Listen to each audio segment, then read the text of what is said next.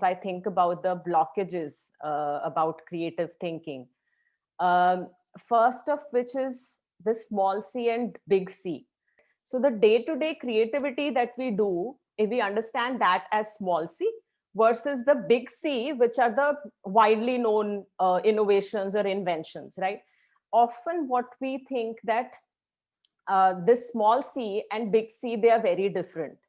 What studies show is that they are not too different. If we look at the process of this, how we go about doing small c's and how we go about doing big C's, there isn't much of difference. But the fact that we think that I cannot be creative, right?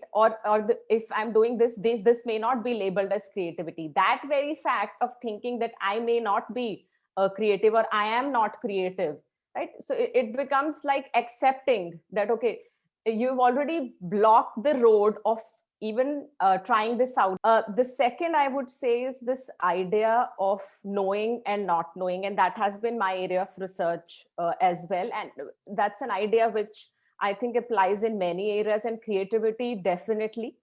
Not knowing basically is seen as maybe weakness or a discomfort zone, right? Not knowing. But if you look at creativity, it actually requires to embrace that not knowing, maybe momentarily, but it requires you to suspend what you know for a while, right? That was conscious decision why we didn't want to call this as creative thinking, this particular session today, and just creativity. Because often what we think is that creativity is all about cognition, mental thinking, assuming that creativity is just about thinking and not really consciously looking the feeling sides of it is, I think, another roadblock. The last one is what we often think is creativity as serendipity. But lot of the times, I mean, this creativity is not just serendipity. It requires a lot of hard work. So, I mean, again, it remains kind of a myth that, it's something naturally, an idea will come to my mind suddenly, and that will be the creative idea. Whereas what I'm saying is it itself requires a lot of hard work. So yeah, that I think is another fourth roadblock in understanding creativity in a different way.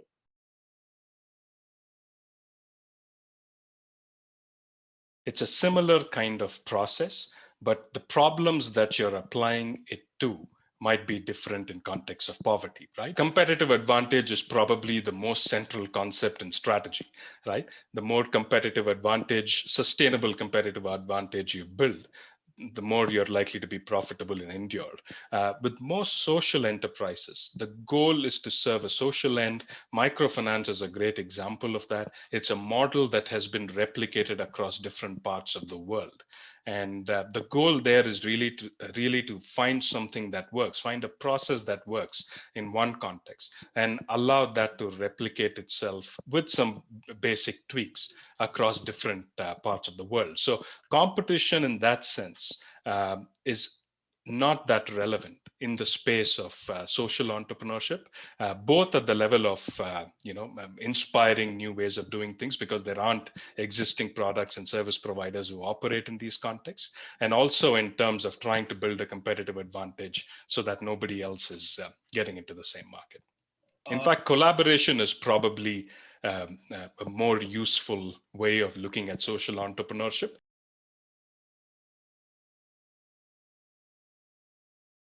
So first, I would say the four roadblocks that I talked about, right?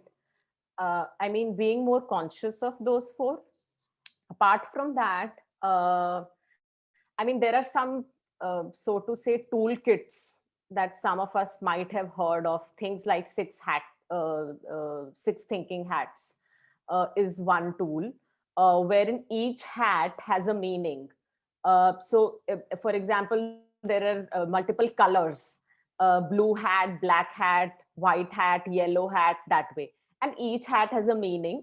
The way it helps you is, you can do Google and very easy to find it out. The idea is that each hat has a meaning. Can you be with that for a while when you are deliberating on something? That's the idea. So the idea is to adorn that hat for a while, and then move to the other hat, right? So it just helps you have that channelized way of thinking about multiple dimensions that you need to think while coming up with a creative idea. The other toolkit is Camper. Again, very easy to find it out on Google. If you do Google, SCAMPER. Again, I mean, it just helps you in doing it in a more systematic way. S would mean substitute, right? A would mean amplify. M would mean modify, things like those. So each one has a meaning, just helps you that, okay, you're going one by one and you're spending some time on each one of them. But apart from that, I would say, and these are very easily available tools. Apart from that, I think one thing which is most important is, again, I would go back to the idea of embodied thinking or embodied observation. We often think that, okay, either I'll read about creativity or I'll do some creative acts and I'll become more creative. But and especially as MBA students, I'm saying, but observation as a phenomena through which I think one can become creative is not really recognized enough. And the kind of observation I'm saying is embodied observation. In the sense, this observation needs to not just see what people are doing. This observation is also about maybe going deeper into things like what you're hearing, what do you smell, what do you taste, how does it touch, many of those things. And I mean, especially I'm just thinking at the moment, if one wants to be a really good marketeer, I think these senses which we often miss out on, and we think that, you know, we can just think, and we forget about these senses that we have. So if we do this holistic kind of observation, it'll automatically throw up some new ways of looking at things.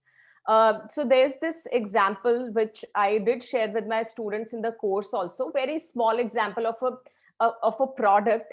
But if one thinks about how, I mean, the usefulness of it, or what might the creators have thought about that, I mean, it again goes back to this embodied way of observation. So this embodied observation is very important. The last one, quickly, I would say, there is something we call principle of extended efforts. Principle of extended efforts, what it says is that the ideas that you generate after you think that you have exhausted the list of ideas, the ones that required me to push myself and where I thought actually it's all over, because that's the unfamiliar zone I'm entering into, right? The initial ones were relatively easy. I've seen this in this context. I know, I write it down. But when I have to push it, that's the time I really generate those. So that's what I would say about enhancing creativity. Yeah.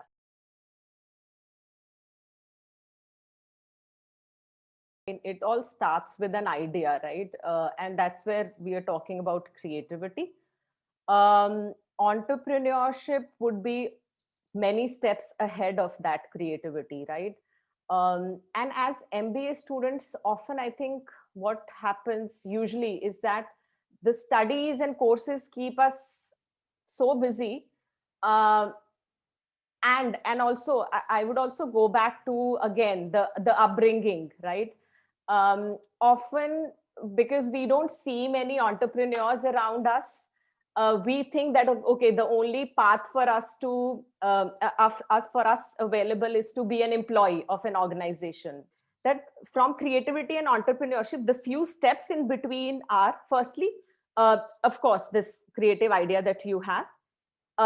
It's also finding out people who are like-minded, for whom this idea is exciting, coming together, and then finding out an opportunity, creativity, opportunity, social networking while you're doing MBA. And that could be with your peers, definitely. There'll be other, like you were saying, right? The majority of the batch remains very enthusiastic. What happens otherwise? Maybe this lack of communication. I don't know for whom else this is interesting. Or are people really looking at this as something which we can turn into an enterprise? Like those kinds of conversations need to happen. So once you have this loop completed, I think you've reached the entrepreneurship stage.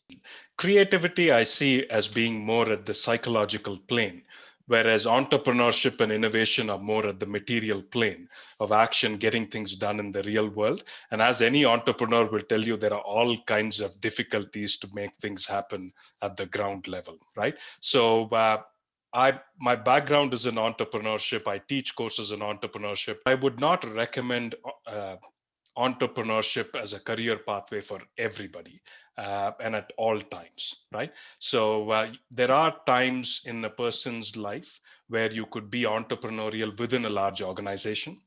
There are times when you could start a small enterprise. Those decisions are best made by the individual themselves. I believe what is really crucial for fostering creativity is to shift the focus away from best practices to next practices. So most business leaders are, and Vijeta was mentioning about the TQM process.